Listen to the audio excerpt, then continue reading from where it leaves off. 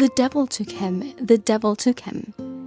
That's what the soldiers said that morning at the castle of San Cristobal when they descended a long, narrow stone pathway to search for Sanchez after a night of silence. The sentry box, which stood lonesome at the foot of the crashing waves, was empty of him, though his rifle and clothes were still there. The night before, as usual, the soldiers called to each other to ensure everything was all right. But when it was time for Sanchez to yell back, no sound came, not even that of his guitar, which he was known to play. The story could have ended there, but it didn't. The soldiers claimed they could hear his guitar plucking away in the empty sentry box. Others would say the devil's laugh rang between the booming of the ocean breaking on the rocks.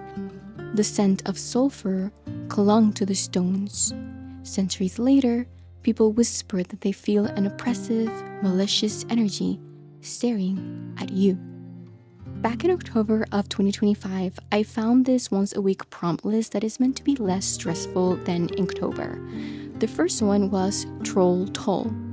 From what I could find, it seems the oldest recorded story with this concept can be traced to Norse mythology. Trolls originally lived in caves or mountains, but evolved to stand posts in bridges or other such transitional locations. There, they would demand something in exchange for safe passage. The ones I'm aware of either asked for compensation or the answer to a riddle. But I'm Puerto Rican, so I started to wonder if there was anything similar in our folklore that I could use for this prompt instead. And the Devil Sentry box came to mind. It is a fairly popular legend, though it's also common to have misinformation.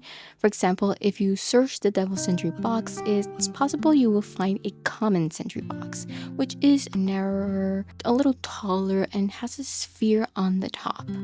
The actual sentry box in question is not like that.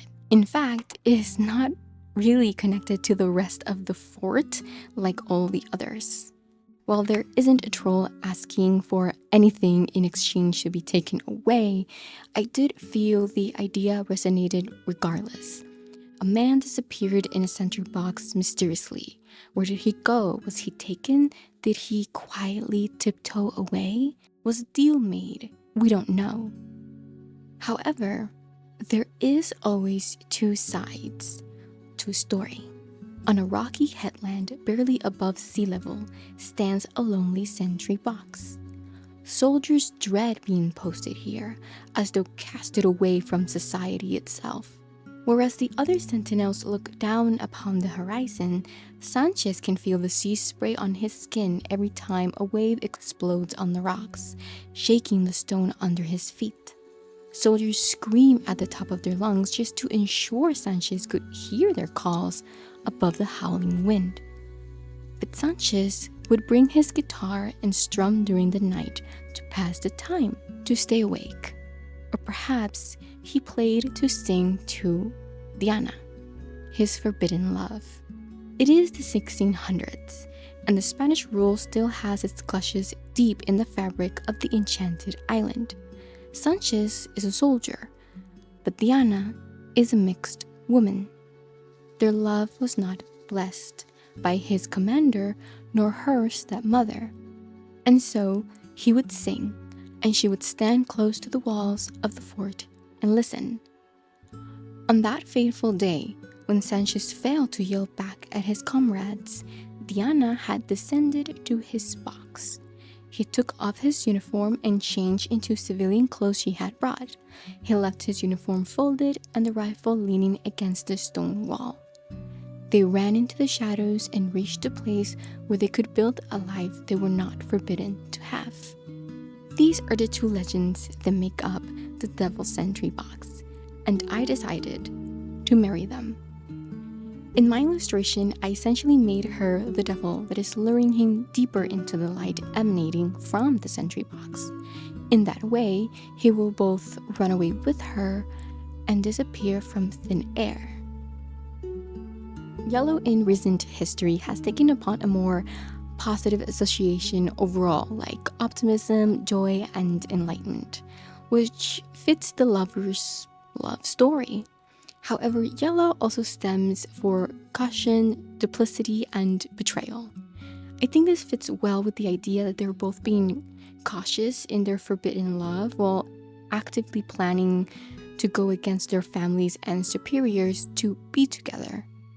Similarly, orange shares the same virtues and sins as yellow. It is enthusiastic, creative, warm, and joyful, but it also detonates caution, and too much of it is associated with immaturity and frivolousness.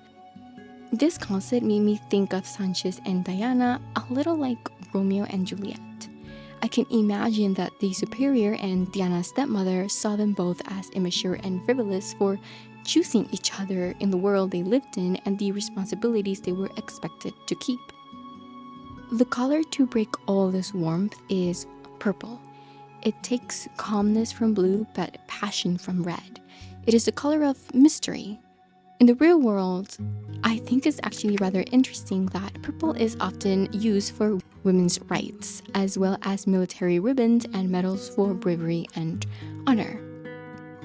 I believe Diana fought for her right as a mixed woman to be with men she wanted to be with, even against her own family in such a difficult time in history. While Sanchez was brave to leave behind a well-respected position within the fort to be with Diana in return. You might have noticed the green on the trees. There are no trees in the Devil's Century.